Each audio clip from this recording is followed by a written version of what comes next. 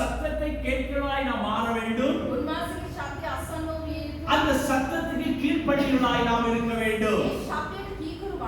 அப்பொழுது எங்களுடைய வாழ்க்கையில நாம் ஆசீர்வாதத்தை சுதந்தரித்துக் கொள்ள முடியும். ஆமென். ஹalleluya. தேவனுக்கு நம்மை அர்ப்பணிக்கிறவர்களாய் நாம் காண வேண்டும். இன்றைக்கு நான் உங்கள் மத்தியில வைக்க போகிற காரியம், தேவ சத்தத்தை கேட்டு கீழ்ப்படிந்து ஆசீர்வாதத்தை பெற்றவனையும், தேவனுடைய சத்தத்தை கேட்டு செய்ய முடியாமல் தடுமாறி ஆழ்கடலில் விழுந்த ஒரு மனுஷனையும் உங்கள் நண்பராக வைக்க போகிறேன்.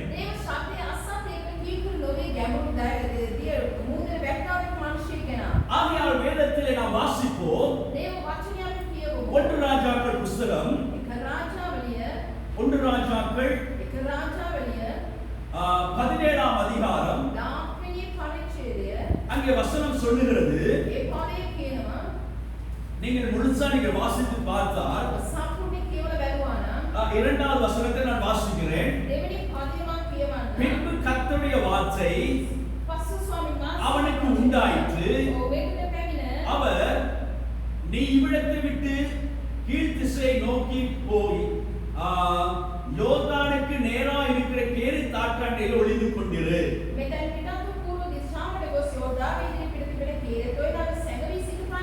ஒரு வல்லமையான ஒரு தீர்க்கதரிசி, வல்லமையாய் தேவனுக்கு ஊழியம் செய்தவர், அவர் சொல்வதெல்லாம் நடக்க ஆரம்பிக்கிறது. ஆனால் அவனுக்கு ஆண்டவருடைய வார்த்தை உண்டாகிறது. அவனுக்கு வார்த்தை உண்டாகிறது, எலியாவே, நான் சொல்லுகிற யோர்தானுக்கு நேரா இருக்கிற கேரி தாட்டாண்டை போய் ஒளிந்திரு. ஆமென். யாருடைய சத்தத்தை எலியா கேட்டான்? ஆண்டவருடைய சத்தத்தை எலியா கேட்டான். ஆண்டவருடைய சத்தத்தை கேட்டவர் உடனே ஆண்டவருக்கு தன்னை ஒப்பு கொடுத்தான். உடனே ஆண்டவருக்கு கீழ்ப்படிந்தான். ஆண்டவர் சொன்னதை செய்தான். ஹalleluya. இன்றைக்கு உங்களுக்கு சில நேரங்களில் ஆண்டவர் வார்த்தைகளால பேசுவார், பேசி இருக்கிறார், சில காரியங்களை உங்களுக்கு சொல்லி இருக்கிறார். நாங்க இன்றைக்கு அவருடைய வார்த்தைக்கு கீழ்ப்படிகிறோமா? அவருடைய வார்த்தைக்கு கீழ்ப்படிகிறோம் என்றால் அவரை நாங்கள் விசுவாசிக்கிறதுக்கு அர்த்தம். ஒரு மனுஷனை நான் நம்பினாதான் அவருக்கு கீழ்ப்படிய முடியும். ஒரு மனுஷனை நாங்கள் நம்புவோம் என்றால், இவர் எங்களுக்கு சொன்னதை செய்வார் என்று நம்புவோம் என்றால் நாங்கள் அதுக்கு கீழ்ப்படிவோம். சில நேரங்கள் நாம் அந்த மனுஷனை நம்பாவிட்டால், ஐயோ இவர் செய்ய மாட்டார் என்று சொல்லி நம்பாம இருந்தால் நாம் கீழ்ப்படிய முடியாது. ஹalleluya. ஆண்டவராகிய இயேசு உங்களுக்காக எனக்காக தன் ஜீவனை கொடுத்து இரத்தத்தை சிந்தி தன்னுடைய அன்பை வெளிப்படுத்தி இருக்கிறார்.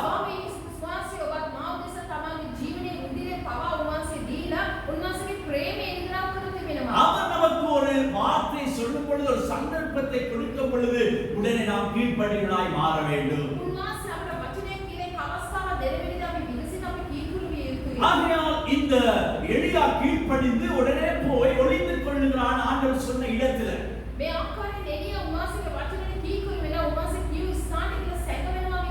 எத்தனை பேர் ஆண்டவர் சொன்ன இடத்துல நாம் இருக்கிறோம்?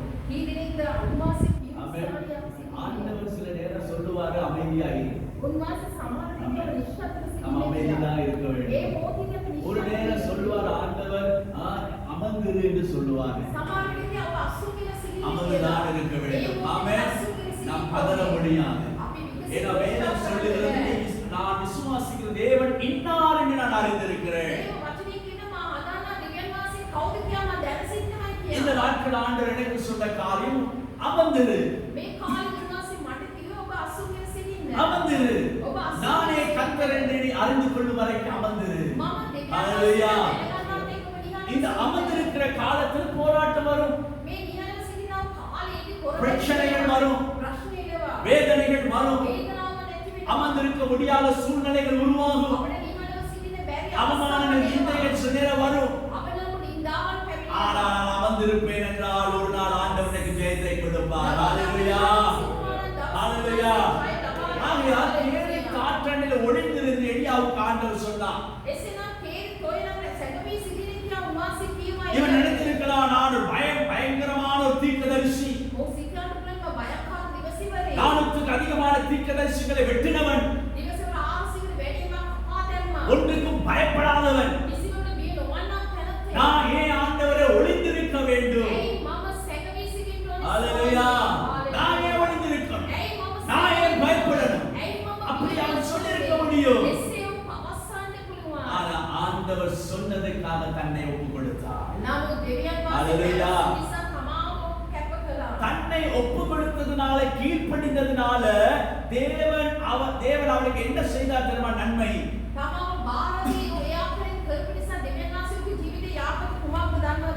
காலத்தை கட்டளையிட்டார். ஆமென். காலத்தை கட்டளையிட்டு என்ன செஞ்சாரு?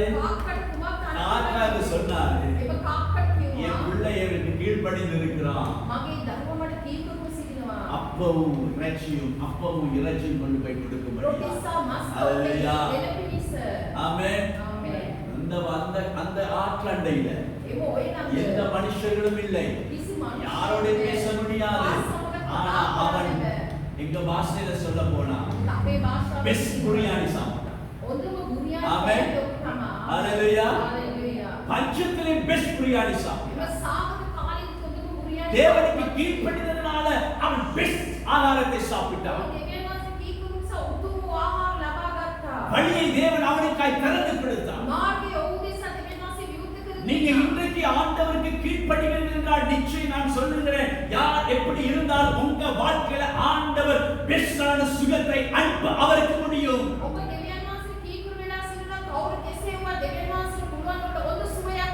பெஸ்டான ஆசீர்வாதத்தை உங்களுக்கு கொடுக்க முடியும். நீங்க பதற காரியத்திலே தேவன் உங்களுக்கு உதவி செய்து தேவன் உங்களை உயர்த்த முடியும். உங்களுடைய பொருளாதாரங்களை தேவன் ஆசீர்வாதத்தை வைக்க முடியும். ஆமென். இன்னைக்கு நமக்கு கீழ்ப்படியாததுனால பயம் உண்டாயிருக்கிறது, அவிசுவாசம் உண்டாயிருக்கிறது. அருமையான தேவ மக்களே, இந்த எலியாவை போல நாங்க எந்த சூழ்நிலையில் இருந்தாலும் நாங்கள் ஒரு பாடலை பாடினோம். என்ன பாடினோம்? வந்து விழுவேனும் பாதத்தில் ஆண்டவர். நாங்க எங்கே போய் நாங்க விழ மாட்டோம் ஆண்டவர், நாங்க உங்க பாதத்துல வந்து விடுவோம் ஆண்டவர். ஹalleluya. எத்தனை பேர் சொல்றீங்க ஆண்டவரே உங்க பாதம் ஆண்டவரே, அது ஒண்ணு எனக்கு போதும் ஆண்டவரே. உங்க பாதத்தை விட வேறு எந்த ஒரு பாதம் நமக்கு இல்லை. அவருடைய பாதம் ஒன்றுதான் எங்களுக்காக ஆணிகள் அறையப்பட்டது. அவருடைய பாதம் ஒன்றுதான் எங்களுக்காக ரத்தம் சிந்தப்பட்டது. ஆமென். அந்த பாதத்தில் தான் தண்ணீர் மேல் அவர் நடந்தார். ஆமென். அவர் நடந்த பாதை நமக்கு நடக்க முடியும். ஆண்டவர் இயேசு கடல்ல நடந்தார். அந்த பாத்து பேதுரு நடந்தானா இல்லையா? ஆமென். பேதுரு நடந்தானா இல்லையா? பேதுரு நடந்தான். பின்னால பார்த்ததுனால மூழ்கி போனான். அவன் ஆண்டவரை பார்த்ததுனால ஆண்டவர் எந்த பாதையில் நடக்கிறாரோ அந்த பாதை அவன் நடந்தான்.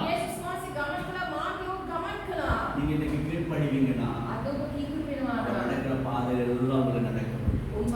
ஆமென். ஹalleluya. இன்னொருவரை நாங்கள் பார்க்க போகிறோம். நாங்கள் யோனாவை நாங்கள் பார்த்தோம் என்றால், இந்த யோனா ஆண்டவரால் அழைக்கப்பட்டவன், ஆண்டவரால் நியமிக்கப்பட்டவன். இப்ப இவனுக்கு ஒரு ஆண்டவர் வார்த்தை வருகிறது. இந்த வார்த்தை சொல்லுகிறது, யோனாவே தேசத்தை அழிக்க போகிறேன், நினிவே அழிக்க போகிறேன், இந்த ஜனங்களுக்கு மனம் திரும்பும்படியாக நீ போய் சொல்ல என்று சொல்லுகிறார். யோனா என்ன செய்கிறான்? நீங்க வாசிச்சீங்கன்னா இரண்டாம் அதிகாரத்துல முதலாம் அதிகாரத்துல வாசிச்சீங்கன்னா வாசிக்கிற கேளுங்கள். முதலாவது வசனம், அமித்தாயின் குமாரனாகிய யோனாவுக்கு கர்த்தருடைய வார்த்தை உண்டாகி அவர், நீ எழுந்து மகாநகரமாகிய நினிவேக்கு போய் அதற்கு விரோதமாக பிரசங்கி அவர்களுக்கு அவர்கள் அக்கிரமம் என் சமூகத்தில் வந்து எட்டினது என்றார். ஆமென்.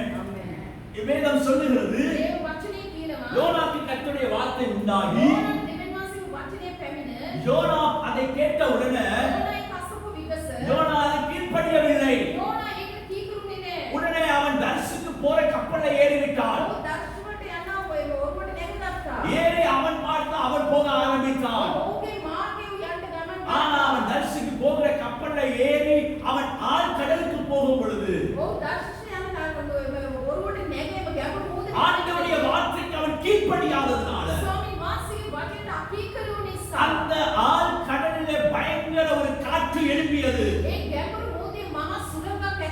பயங்கர காற்று எழுப்பியதனால அந்த கப்பலில் இருந்தவர்களும் அங்கே மரணத்துக்கு பயந்து அவர்கள் அச்சுறுத்தி ஆண்டவரே காப்பாற்றும் என்று சொன்னார்கள்.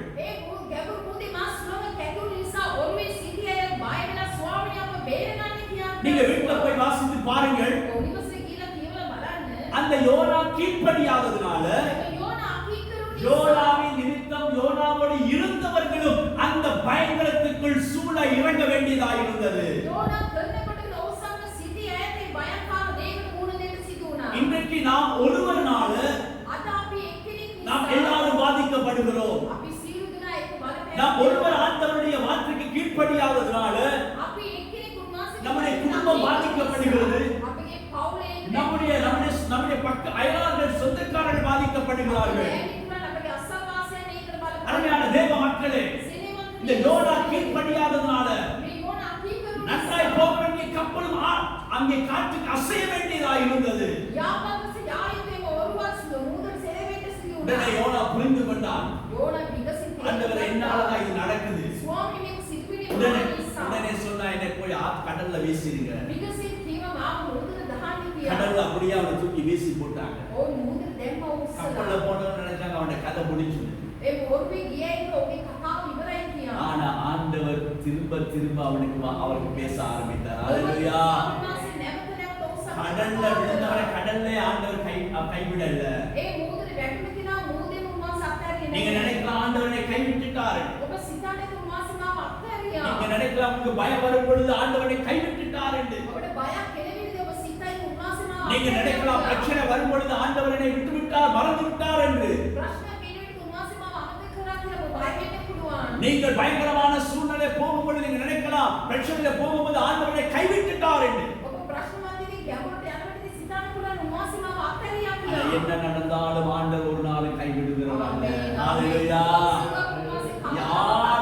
யார் எங்களை கைவிட்டால் அவர் எங்களை கைவிடாத தேவன். ஆமென். ஆழ் கடல்ல விழுந்தால் ஆழ் கடல்ல ஆண்டவர் யோனாவுக்காக மீனை வைத்திருந்தார். கீழ்ப்படிந்தவனுக்கு காலத்தை வைத்தார். கீழ்ப்படியாத மனுஷனுக்கு ஆழ்கடல்ல போன மீனை வைத்தார். இன்னைக்கு நீங்க எந்த நிலையில் இருந்தாலும் எந்த பக்கத்தில் இருந்தாலும் உங்களை காப்பாற்றுவதற்கு தேவன் ஒருவரை வைத்திருக்கிறார்.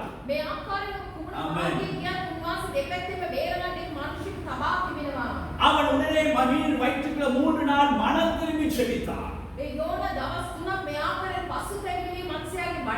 மனம் திரும்பி செபிக்கும் பொழுது ஆண்டவர் திரும்ப அவனோடு பேசி ஆண்டவர் அவனை கரைக்கு கொண்டு வந்தார் என்று வேதம் சொல்லுகிறது. ஹalleluya. ஹalleluya. திரும்ப போய் அந்த பட்டணத்துல உபதேசம் பண்ணினார். கர்த்தருடைய வார்த்தைக்கு கீழ்ப்படிந்தார். ஹalleluya. கீழ்ப்படிந்ததனால தேசம் காக்கப்பட்டது. கீழ்ப்படியாததனால கப்பல் அசைக்கப்பட்டது. ஆமென். நன்றாக கவனிங்க. கீழ்ப்படிந்ததனால தேசம் காக்கப்பட்டது. கீழ்ப்படியாததனால கப்பல் இருக்கிறவர்கள் மரணத்துக்கு முகம் கொடுக்க வேண்டியதாயிருந்தது. நீங்க இன்னைக்கு எந்த எந்த பந்தியில இருக்க போறீங்க? கீழ்ப்படிய போறீங்களா? கீழ்ப்படியாம உங்க வேலையை பார்க்க போறீங்களா? அது என்ன கீழ்ப்படிகிறது? ஒவ்வொரு நாளும் ஆண்டவர் ஆதாம் ஏவாளோடு மாலை வேளை சஞ்சரிக்கும்படியாக வந்தார்.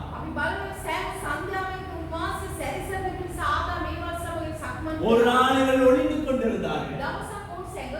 ஆண்டவருடைய வார்த்தை கீழ்ப்படியாம சத்தத்துக்கு அவர்கள் செவி கொடுத்தார்கள்.